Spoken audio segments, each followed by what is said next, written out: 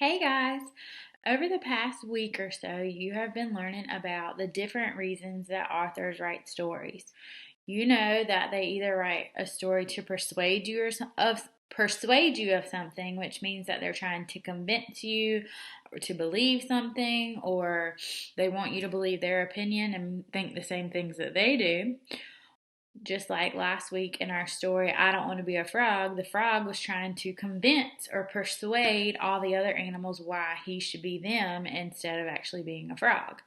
We also know that authors write stories or books to inform us. So just like on Thursdays when we have our nonfiction readers about and last week your story was on fantastic frogs, that author wrote all of those pages all about frogs so that you can learn new information about frogs.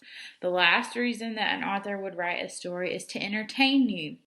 And I think that I Don't Want to Be a Frog and Naughty Mabel, the author of both of those stories, wrote those stories just to give you something fun to read, to laugh, and to enjoy together if as a class or together as a family, whoever you're reading the story with. So, when you read different stories based on their purpose, there's a different way that you can read them. So, just like when you watch different kinds of shows or movies, when you read, you have different ways of reading it. So, think about when you're watching your favorite cartoon. You might be laid out on the couch, relaxing. You might have a snack. You're just chilling, enjoying it, having a great time. But think about when mom and dad are watching the news. You might be bored. You might be ready for it to be over. You're quickly trying to get to the next part, get to the end. Or if they're talking about something really important, maybe you like sports and you want to know when baseball season's going to start back up, you're really paying attention. You're listening really hard to learn those new facts. So just like when you watch things that have different reasons, either to entertain you or either to inform you, you watch them differently. You also read things differently too. And we're going to do some examples today together with some really short videos. And I'm going to show the videos here through our shared screen. But then I've also linked the videos separately in case you need to go back and watch them again. So I'm going to hide myself and come to the first video. So the first video is Jane Goodall on how kids can make a difference. So before I get started, I want you to think about what's the purpose of this video? Is it to persuade you, to inform you, or to entertain you? And really pay attention to how you're watching it. Are you bored? Are you paying really close attention? Are you laughing? Be thinking about that as the video is playing, and it's just a quick 3-minute video. One person who has made such a difference to the world and inspired so many people is primatologist Jane Goodall. She is a hero by the way she has lived. Jane Goodall's life is full of breaking boundaries. She was the first woman in her field as a wildlife biologist. She's made a big difference in conserving and protecting some of the most beautiful landscape in East Africa. She has personally traveled the globe, winning the hearts of young people and giving them a sense that they too can make a difference. What is the most important thing you would like young people today to know about the world, their own heroic potential, what they can do to make the world better? Well, I come back again and again to my own mother and what she said to me. Because when I was about 10 years old, I fell in love with Tarzan from the books, Edgar Rice Burroughs books, and I was very jealous when he married that wimpy Jane. And at that point, I decided when I grow up, I shall go to Africa, live with animals, and write books about them. Well, everybody laughed because it was World War II. Africa was still the dark continent. We didn't have money for a bicycle, let alone a motor car. So where other people said, Jane, dream about something you can achieve, my mother said, Jane, if you really want something and you work hard and you take advantage of opportunity and you never give up, you find a way. And I've shared that wisdom with kids all around the world, and I get hundreds of letters saying, Jane, you taught me that because you did it, I can do it too. I was in Washington, D.C. was actually in the corridors of the National Geographic. And this very small Chinese young woman came up to me with tears pouring down her cheeks. She said, "Jane, I'm so happy to meet you." She said, "When I was a little girl of 12, I wanted to study giant pandas, and everybody told me, girls don't do that sort of thing." And she said, "I was very sad. And then she said, I found your book translated. And I thought, if Jane can do it, I can do it." She had a cover picture on the Geographic. She's the only person who's been in the den of a wild panda and seen a birth. I mean, that is so exciting. Well, if that child in China at that time, which is going back some time, if she can accomplish her dream in a regime like that, as it was then, that's an example for children anywhere, that they too can effect change, that they can do whatever they want. Do you think it's important to honor heroic young people as examples for others? I think it's desperately important to empower a young person, to help them understand the problems, to give them the courage and to empower them to act. It's changing lives. It's changing lives in inner cities. It's changing lives among the very wealthy. It's changing lives from China through Africa to North America.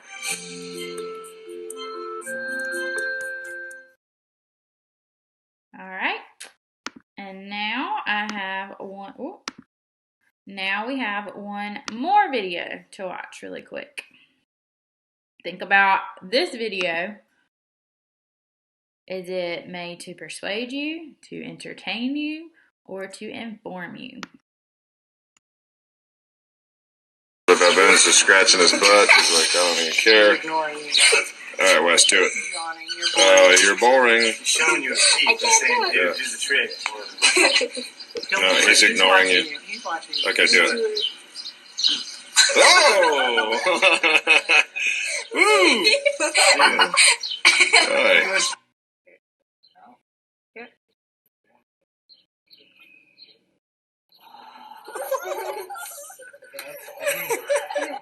Okay.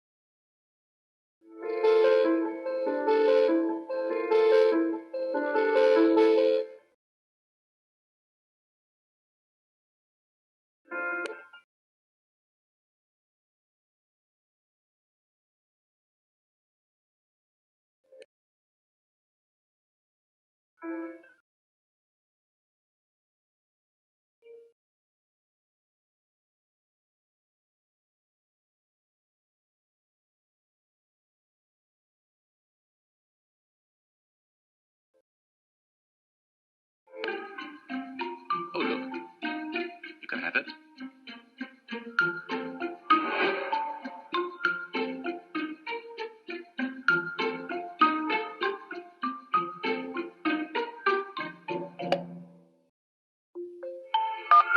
Sorry, your peanuts have disappeared. I will download more. Meanwhile, have a banana and some milk.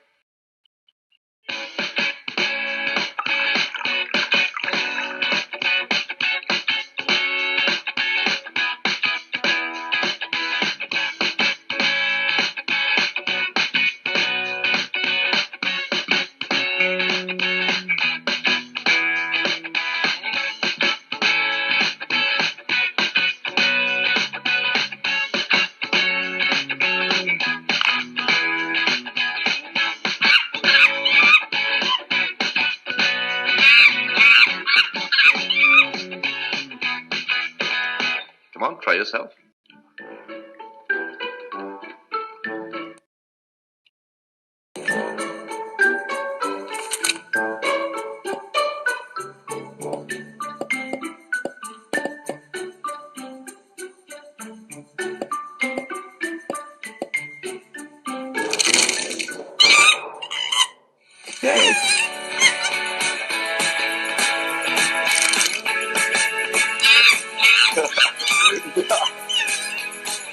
stay tuned for more iPad magic, and please subscribe to.